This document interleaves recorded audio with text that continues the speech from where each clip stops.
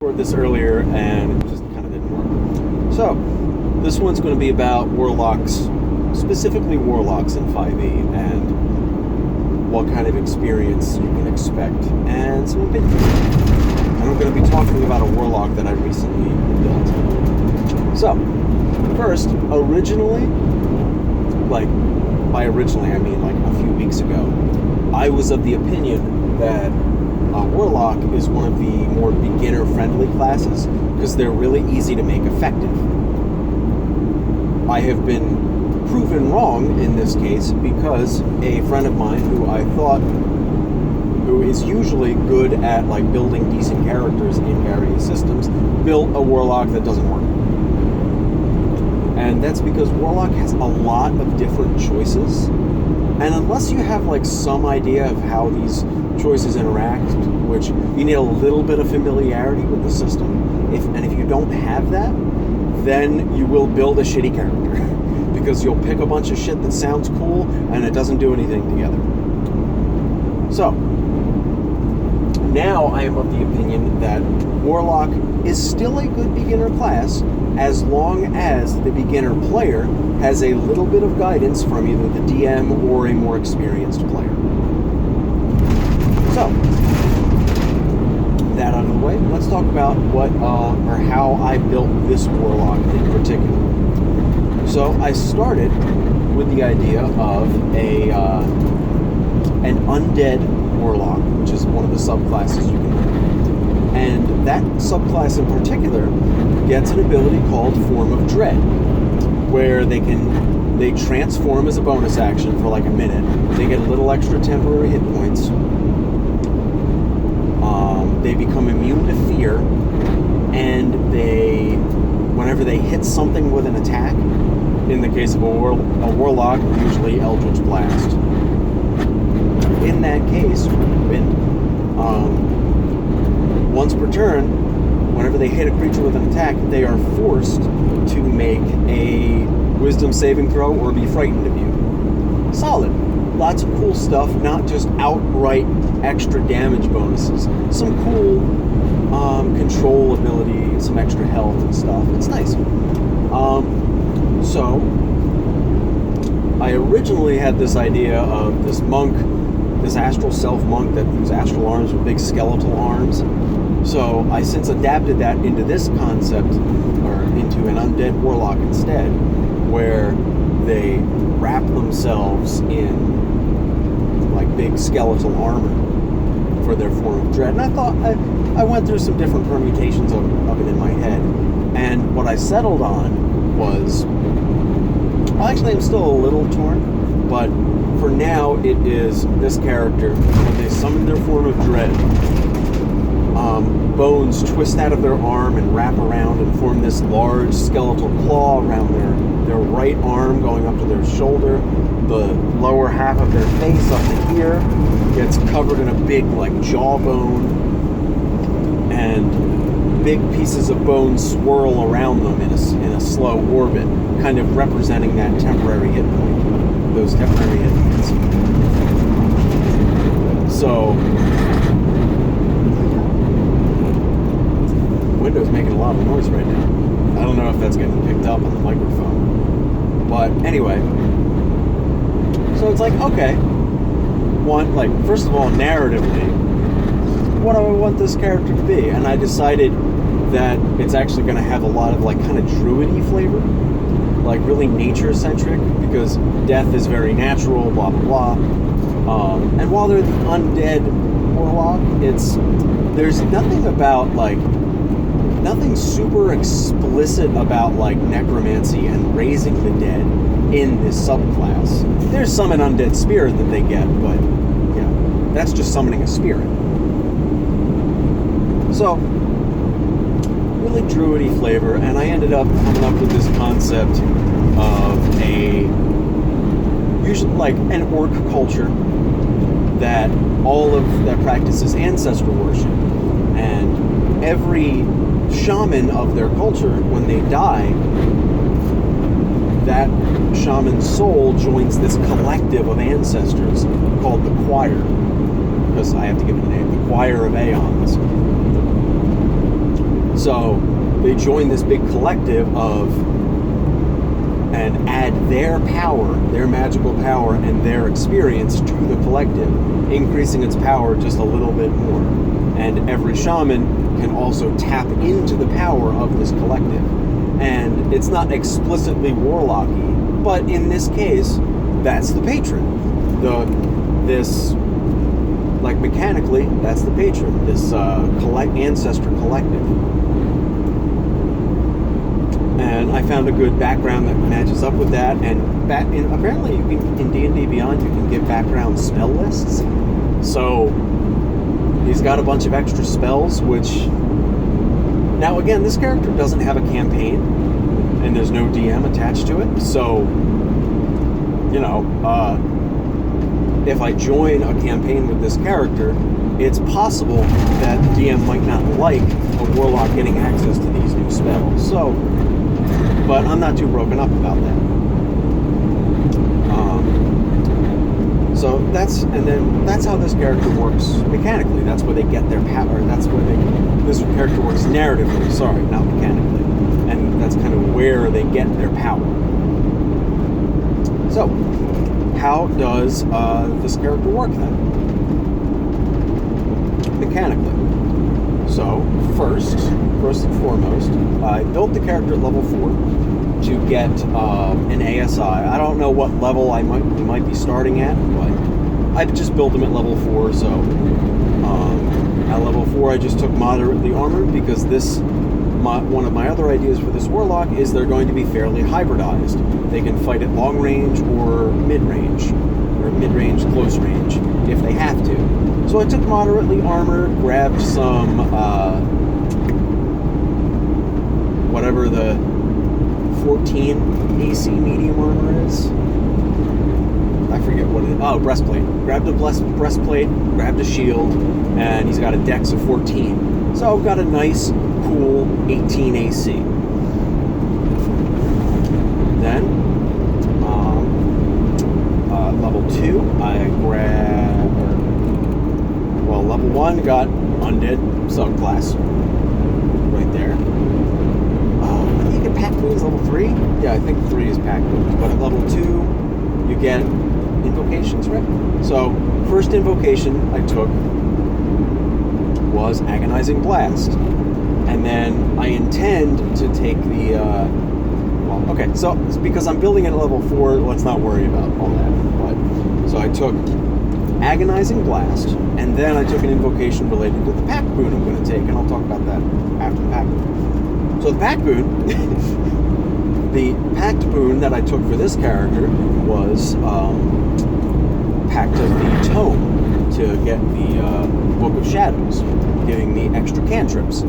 And in this case, instead of taking like a weapon attack cantrip, which may be more optimal, like, a weapon attack cantrip is better than this cantrip that I took, but I took Primal Savagery so that I don't have to worry about stat investment in strength or dex to use a weapon properly. All I need is enough dex to maximize my AC with medium armor, and that's fine. So instead I took Primal Savagery to more easily focus on charisma and to play into this character's theme a bit more narratively.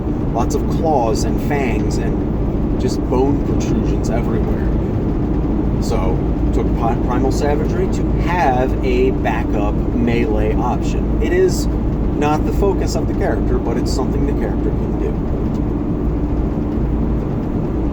Other than that, I took the Druidcraft cantrip to, that druidy flavor, and then I forget the other Pact of the Tome cantrip I took. What the hell was it? Oh, Guidance. Guidance for more druidy flavor. And for a bit of team player stuff. Like, I'm not going to be using Guidance as much in combat, but that's an out-of-combat thing to help either this character or other characters.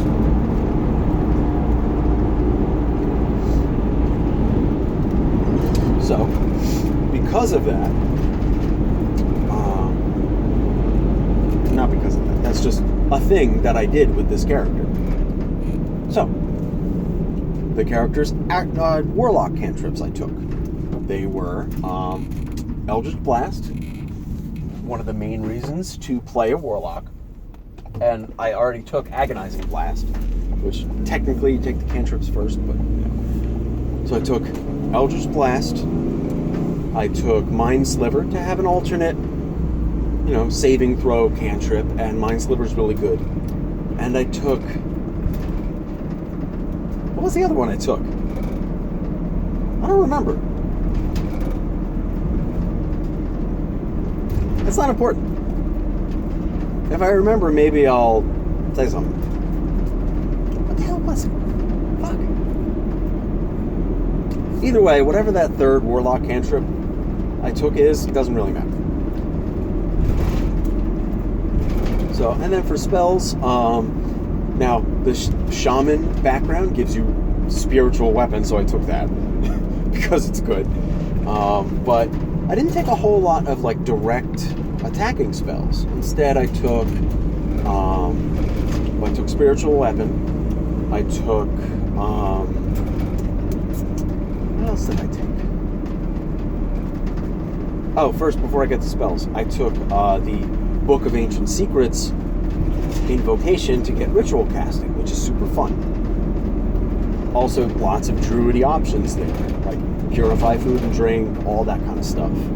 Like, really seemingly useful spells for a wandering shaman who goes to different villages and helps people. All really good options for that type of character. What am I taking? Okay, now I remember. So, then for spells, I didn't want to take Hex right away. I think because I'm probably going to take the Fey touched feat at level 8, probably. That's what I plan to do for this character. I'm not playing him right now, but that's what I would plan to do. Take that feat at level 8. So then, otherwise, I remember I took... Damn, I can't remember a single spell I took for this character. But I took less directly combat options and more things that are like utility and control. I took Mirror Image. That's a really good defensive ability. I can't remember what else I took. Oh well, doesn't matter. So, other than that, maybe, you know what? I can't look right now because I'm recording this, but when I actually post this video, I'll write the spells I took and some descriptions of or explanations why in the comment. I'll do that, or in the description. So, I took a bunch of spells for specific reasons. I got a bunch of rituals with Book of Ancient Secrets. Then, so this character is kind of hybridized. He's supposed to be more long range. He stays back. He has enough survivability. He's got really high AC for the type of character he is. He's got decent constitution, and he's going to primarily depend on Eldritch Blast for damage. And I think I got some way to enhance that. I have some spell that does extra damage, something, but one of the main things here is the flavor of Eldritch Blast for this character, because I feel that I'm kind of relying a bit more on the Grave Touched, is it Grave Touched? Feature that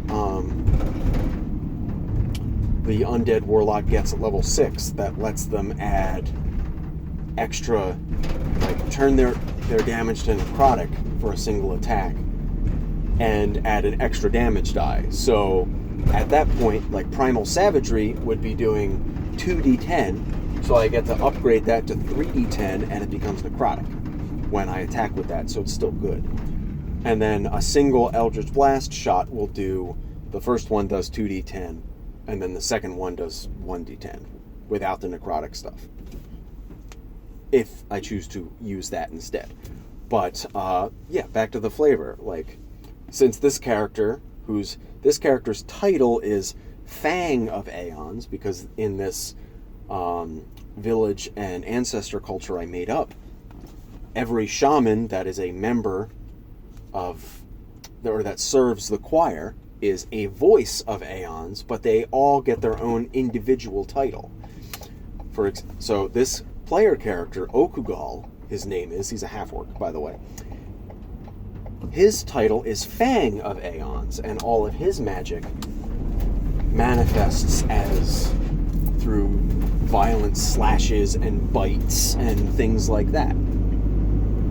Like, when he transforms, he gets this big skeletal claw, like I mentioned earlier. And his Eldritch Blast, for example, is not a beam. He makes a slashing motion towards his target, and they just get slashed. Maybe there's an invisible kind of blade wave that streaks out. Maybe the choir itself is, through Okugal's intense focus or whatever, or just through casting this spell, the choir is able to reach through the veil and interact with the real world for just a moment, and they slash that whatever Okugal is targeting. Whatever it is, it's more of an eldritch slash instead of a beam. And it's just a little flavor, but it goes a long way towards how you feel about the character. But after that, I'll probably, as I level up, I'll take more invocations, obviously, change spells out. I'll probably grab, at level 5, I'll probably grab the Summon Undead Spirit, or it's just Summon Undead, but Summon Undead spell, which lets you summon 3 different kinds of undead spirits. I'll probably usually summon the Putrid Spirit, which has like a disease aura that poisons things. And then if this undead hits something that's poisoned, they get paralyzed, which is just really nice. And if Okugal is up in melee range, he can auto-crit with Primal Savagery. Simple little, it's not amazing, but that'll do the job. And especially something that can force opponents, especially bosses that may have lots of legendary resistances, force them to make saving throws. Eventually they'll fail something, and force them to burn through their legendary resistances. Always great. But otherwise, I'll take more invocations. Like, I'll probably grab the what do you call it? The one invocation that gives you proficiency in persuasion and deception. I might grab that. I took Armor of Agathis. I remember taking that. That's a really good spell for your own survival, in addition with Mirror Image. So he's got, while he doesn't have a huge amount of like melee damage and set up for that, he does have spells and ways to increase his survivability in melee range. Things like Armor of Agathis and what do you call it? Mirror Image. But I might take that double proficiency or persuasion and deception proficiency invocation.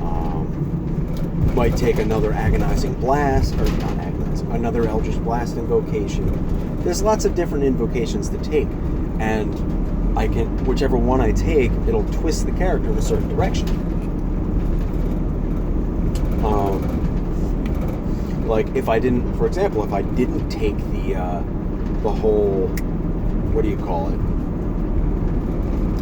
If I didn't take the moderately armored feat to get medium armor, then I would instead take the Armor of Shadows invocation to get at-will mage armor. That's always good. There's a lot of different invocations that can work here. But for example, I wouldn't take the False Life invocation for 2 reasons. One, that invocation's not amazing. It's strictly an out of combat thing, because it's not enough temporary armor or temporary hit points to warrant using your action in combat. Out of combat is great, but that's fine. But again, so I wouldn't take that in addition to like normal reasons. This character has Armor of Agathis, and he has the Form of Dread giving him temporary hit points. So that's already 2 ways to get temporary hit points, and they don't stack. So I just probably wouldn't have a whole lot of reason to use Armor or False Life. I might take Tomb of Levistus, because that one's really fun. But like that's the whole like you get hit, where when you take damage, you can wrap yourself in ice that incapacitates you. So, and you can use it as a reaction to when you take damage. So if this character takes a big hit, he can use that to like lots of dust today. I was demoing my kitchen. So like that's a kind of emergency eject button, where if you're taking a ton of damage, you can pop this and use this invocation to absorb it. Like I think it gives you 50 temporary hit points. So if you've got like 40 HP and something is hitting you for 50 damage, which I don't know why it is, but you know, if something's hitting you for 50 damage, yeah, use this and you can absorb that damage. That's like a good emergency button. There's lots of different things you can pick, and you know, depending on exactly how I would take the character, I would pick different invocations, and that depends on the party that the character is with. Like, I kind of built the character to play off of a friend of mine who has a character that they built for a campaign that never ended up happening. And they are like a high intelligence Eldritch Knight kind of, not exactly like prissy noble, but like, and not exactly upper crust, but educated type of character. So I wanted to build a high wisdom character, so I went with this druidy warlock, blah blah blah. So if like there's already an Eldritch Knight fighter, if the party is mostly martials, maybe I'll take some more utility invocations, things like invocations that give you more spells or give you weird abilities, like the some invocations that let you communicate telepathically, or like see at a far distance. You know, there's a bunch of invocations. But if the rest of the party is it's mostly spellcasters, then I might pick invocations that support Eldritch Blast, so I can get more out of my cantrip and at will stuff. So it depends on who the rest of the party is. Yeah, that's all I really got for that. Just thoughts on how, like, just ways to build a warlock. And no matter what, you can always reflavor a lot of stuff with warlock. I think warlock is one of the easier classes to do that in some ways. But warlock offers so many choices that there's a lot of different ways to build them. Yeah, anyway, that's it.